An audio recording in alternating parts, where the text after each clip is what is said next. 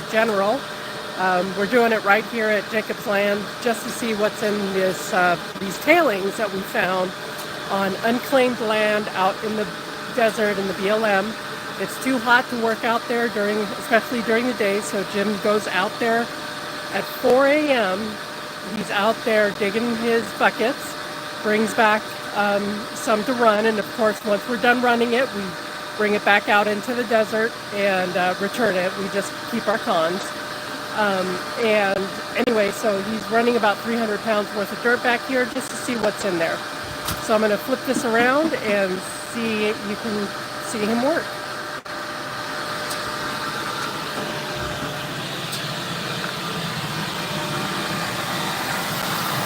So he's got the general set up over here. Not sure if you can hear me. It's very loud. Oh, he just took my stand.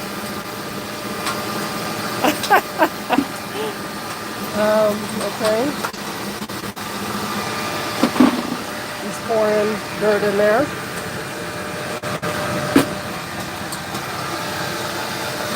And he's putting it up there. Let's see if I can make a stand here, because I got some other work to do. All right, we're just going to let you see him run. There we go. Enjoy. Oh, hi, Rustic Redhead.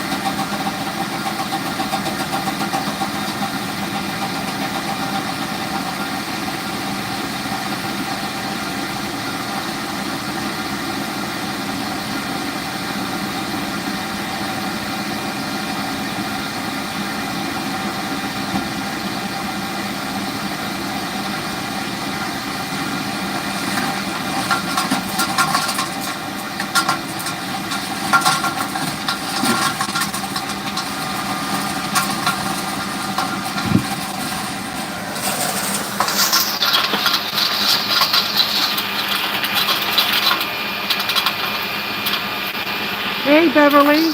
That's great. I hope you enjoyed that bag. And Keith and Wen, hey, yeah, that was really good news for us. If anybody is interested, you know, jump over to our Patreon account and you get some updates on our claims. And of course, wherever you guys are, Keith and Wen, enjoy yourselves. Oh, it's raining at Eagle City, huh? Taking a day off, yeah, I bet.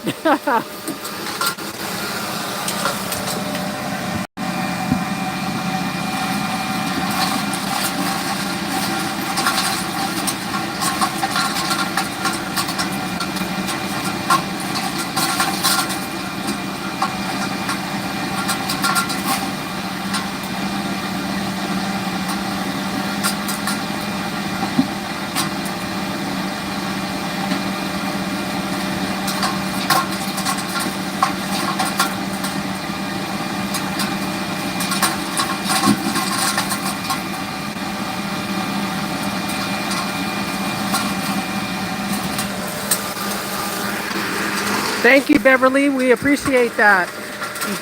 It's great to see you guys out there. Right now you can see Jim he has that material classified down, but of course we still don't want any bigger, larger rocks going through. So he pours it into the hopper through that classifier. I believe it's about a 1/4 inch classifier. And then it'll run into the contained riffles. And I'll show you here. Oops.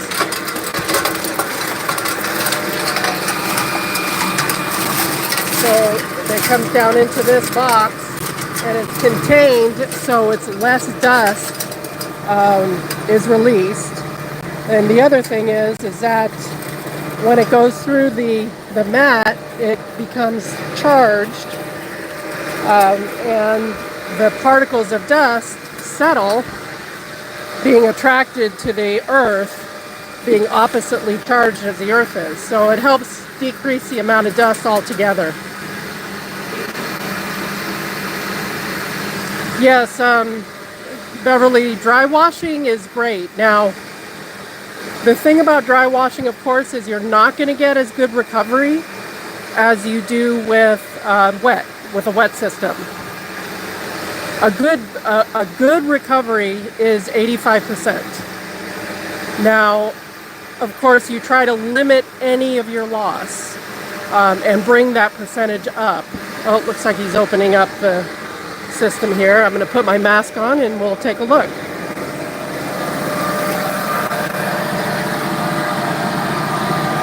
The way you have it running is that the air and the vibration causes the material to almost float. So the lighter material moves to the top, heavier material settles to the bottom and gets stuck in the riffles. You can see with the dry washing system, the riffles are backwards compared to a wet system. But the material still flows just like water, and the gold gets stuck under the riffles. So back to what we were talking about,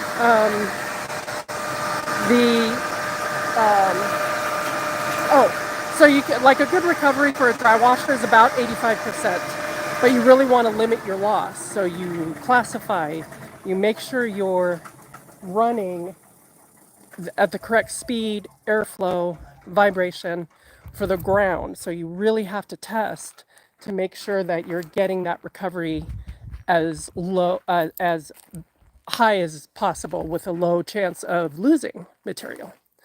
So we like to do a baseline of 85% and bring it up from there.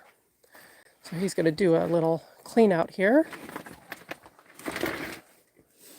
I lost one of my bolts. Oh no. One is like this. Oh no. But see, they all go into these buckets, so I know where it's at. It's in one of these 5 buckets. I just gotta find it now. I don't know if it's when it shook out, but I must not have had it tight. And then with the vibration, it was probably enough to jar it out. Yeah. But we got magnets in the. Every gold miner has a magnet. Yeah, it's true.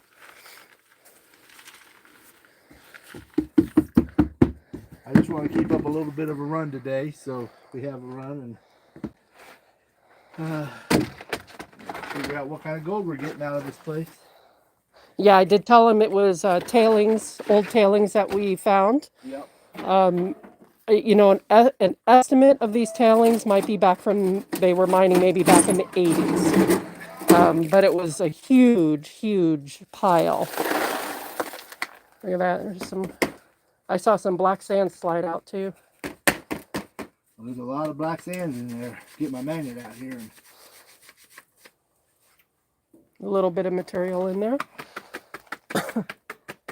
Jim has his handy dandy whisk broom that he uses to get any of the material that fell behind or got stuck in the nugget trap or whatever. And that's the material, I think, that's the material that charges the particles, right? Right here. This. Yeah. This is a Keen 191 less dust dry washer. Now that and this very fine silk is just what charges everything. That silk and everything rubbing and rotating back and forth, just like taking a balloon and rubbing it to your head and sticking it to the wall or something. It's just give us a static charge. That helps charge those dust particles so that they stick to the ground better instead of pluming up and polluting our breathing air. Keith and Wynn say, Jim, I usually run my dry washer material twice. Do you think that helps, or do you think it's a waste of time? No, it's a great idea. Even if you run it twice and the second time through, you don't see anything, so you just tested yourself. And it's always good to test yourself. Like everybody says, test, test, test. I will take these buckets right here that I have, and I will run them over the mini max that I've got with the recirculating. So I'll use water on my test of the tailings so I can get an accurate count of what I did blow out of the box. But hey, I'll run it 3 times. I might get bored. I got a pile over there on the other side by that motor on that boat, and it's just waiting to be run for the 4th time or 5th time. So yeah, we keep running stuff because that gold's elusive. Somehow it gets away from you. You don't catch it all, but hey, you give it a good try. Cool. So you see here he's got a cement tub where he catches his, first he catches the tailings, dumps them off to the side, and now he's got his concentrates in here. So it's a two-for-one little piece of equipment there. The other thing, that's what he uses when he's running alone, or when he's back here and he needs to, very quickly be able to move that material around. When we're out together, one of us is usually shoveling inside the hopper, and the other one is back here doing the tailings, and then helping to shovel as well. What we do out there, and this addresses also Keith's question. When we're clearing the tailings, what I usually do is I'll clear 5 shovels and then I'll dump another shovel back into the hopper. Maybe two shovels, and then I'll clear tailings and dump a couple more back into the hopper. That will also help reduce your loss. But nothing beats water for recovery. So let's head back over here and see what Jim's doing.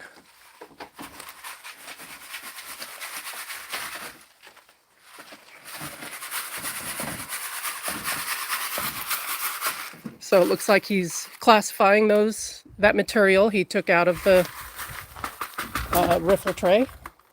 There's a lot more fine gold than there are big chunky nuggets where I'm at right now, so I use the number 8 classifier, and I classify it out. Then I look it over real good,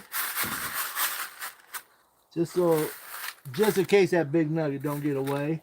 But we're gonna pan this out anyway, so we're gonna get another, and we'll pan it just in case one of those big rocks in there.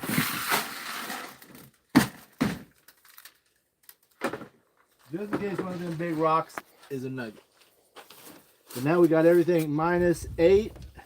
And what I like to do, and I don't think I got everything set up for this to go this fast, but All right. Knowing I'm gonna be No filming problem. today. No problem. We're live, so they're just kind of seeing the process right now. This is the shop. This is where all the magic happens. But we're gonna see if we can get some black sand. All right. And he's pulling out the old handy dandy spin it off, one of the very first tools we bought besides the dry washers. Absolutely. It's a very good tool. You notice everything's dry right now, so I'm just going to try to see if there's any black sands in here. I use 2 pans on that because I'm going to drop it off first. I'm going to pick it up again. And everything that don't get picked up the second time is going to go back in there and be panned out because it could be something stuck to something. Something stuck to something. That's right. Look at that.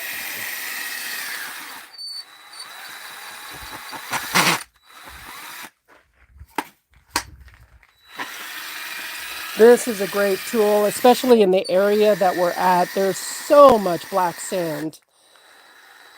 You know, not all black sand is magnetic, but quite a bit of it is, especially out here. So this makes panning a lot easier. The other nice thing about black sand is it will contain gold, but it also may contain rare earth metals, which of course you know our current administration is hunting for. So that's a good thing to keep in mind when you're looking for gold or anything out there. We're rock hounds too, so we search for geodes and agates and gold nuggets, Apache tears. We got a lot of those. We know exactly where the veins are out here. And Keith and Wen, you were there. We went hunting. Didn't they go with us when Dan Hurd was out there? Wasn't they with us out there catching Yep. geodes? Yep. Yeah, that was fun. They sure were. That was a good time that day. That was very fun. And of course, Dan Hurd was such a trooper because he was not feeling very well, but he was like, you know what? I'd rather be not feeling good out here in the great outdoors than sitting in a motel room. So he is a real trooper. So you can see that I still look, all that was caught, but it's not magnetic. It was caught in between this coarse black sand. Look how coarse that is. That's some coarse black sand. Hopefully you got some coarse gold. But I'll go over this one more time. You see, I'm not getting anything off of there. That's just, but that was all stuck to the... But look at the difference in the amount of material that was magnetic, black sands, and magnetic other stuff. I mean, that is a huge difference. You don't have to pan this with this right now. Nope, that can go right back in here like that because that's our main concentrate. We'll pan this out, but I'm going to see if I can...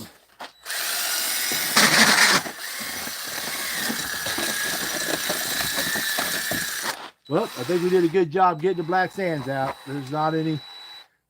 You just have other magnetics there. So he'll do it the second time. Very nice. Now, the heaviest stuff in here should be just some non-magnetic black sands and gold. So they should stay on the bottom of the pan and should be really easy panning. I know the word panning. It should be really easy panning. I wasn't ready for this. I didn't have time. I didn't sit in the green room long enough. You didn't have enough